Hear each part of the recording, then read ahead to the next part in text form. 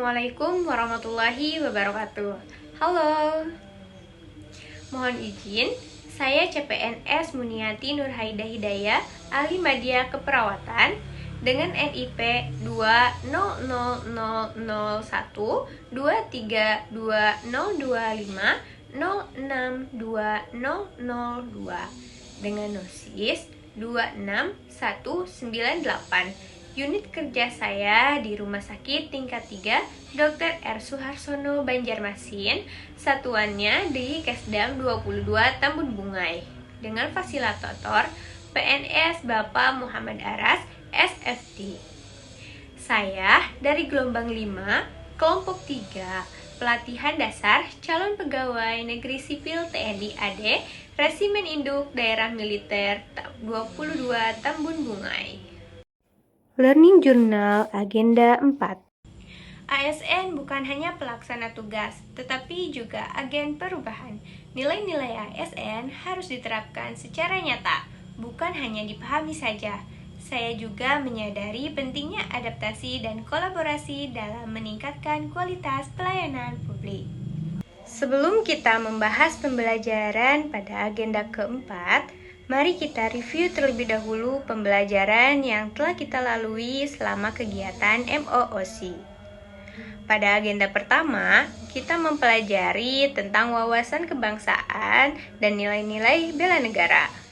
Selain itu, kita juga mempelajari tentang analisis isu kontemporer, serta kesiapsiagaan bela negara.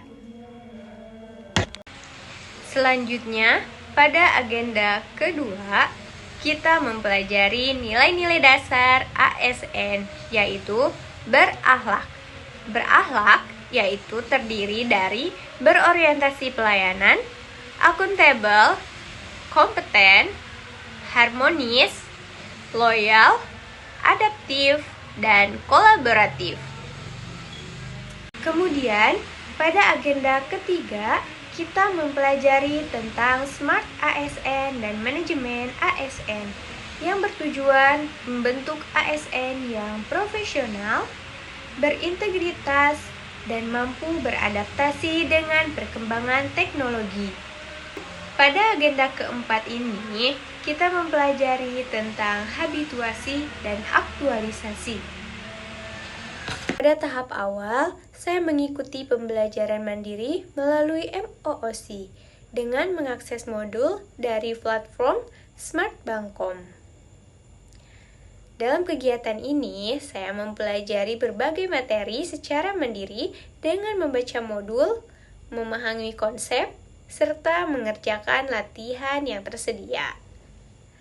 Pembelajaran mandiri ini melatih saya untuk lebih disiplin, bertanggung jawab, dan mampu mengelola waktu dengan baik. Pada agenda keempat ini, proses pembelajaran dilakukan secara sinkronus dan asinkronus. Pembelajaran sinkronus adalah pembelajaran yang dilakukan secara bersamaan antara pengajar dan peserta, baik secara tatap muka maupun melalui media virtual seperti yang kita lakukan, yaitu pada Zoom Meeting. Sedangkan pada metode kedua, yaitu adalah pembelajaran asinkronus. Asinkronus adalah pembelajaran yang dilakukan secara mandiri oleh peserta tanpa harus bersamaan waktu dengan pengajar, seperti melalui modul yang ada di Sibangkom, kemudian video pembelajaran maupun tugas. Adapun kegiatan dalam agenda 4 ini meliputi review agenda 1, 2, dan 3, kemudian ada konsep habituasi dan aktualisasi. Yang ketiga, ada bimbingan rancangan aktualisasi. Yang keempat, ada evaluasi akademik. Yang kelima, ada habituasi di tempat kerja. Yang keenam, ada bimbingan dan evaluasi aktualisasi. Pada agenda sebelumnya, kami juga telah mempelajari tahapan penyelesaian isu. Yang pertama, identifikasi dan deskripsi isu.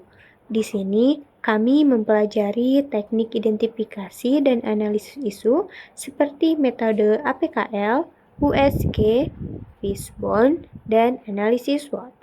Teknik ini membantu kami dalam menentukan isu prioritas yang akan diangkat menjadi rancangan aktualisasi. Berbeda dengan agenda sebelumnya, pada agenda keempat ini kami lebih difokuskan pada penyusunan rancangan aktualisasi yang akan diterapkan di tempat kerja. Kami dibimbing secara langsung oleh coach, mentor, dalam penyusunan rancangan tersebut. Dalam proses ini, kami juga memahami konsep dasar habituasi dan aktualisasi. Habituasi adalah proses membiasakan diri menerapkan nilai-nilai ASN berakhlak. Sedangkan aktualisasi adalah proses menerapkan nilai-nilai dasar ASN berakhlak dalam pekerjaan nyata di tempat kerja melalui kegiatan terencana dan terukur. Aktualisasi merupakan rencana kegiatan nyata yang disusun oleh peserta untuk diterapkan di tempat kerja sebagai bentuk implementasi nilai berakhlak. Dengan kata lain, rancangan aktualisasi merupakan jembatan antara habituasi dan aktualisasi. Pada agenda ini, kegiatan harian kami berfokus pada penyusunan laporan aktualisasi, mulai dari konsultasi dengan mentor, diskusi dengan rekan sejawat, hingga penyusunan laporan. Setiap progres yang kami lakukan harus dilaporkan kepada fasilitator untuk mendapatkan arahan dan evaluasi dari coach. Rancangan aktualisasi yang telah disusun nantinya akan dilaksanakan selama masa habituasi di tempat kerja. Namun, sebelum itu, laporan tersebut harus dipresentasikan dan diuji terlebih dahulu pada evaluasi akademik di hadapan penguji, mentor, dan coach. Demikian learning journal yang dapat saya sampaikan. Mohon maaf bila banyak salah kata. Terima kasih. Wabillahi taufiq wal hidayah. Wassalamualaikum warahmatullahi wabarakatuh.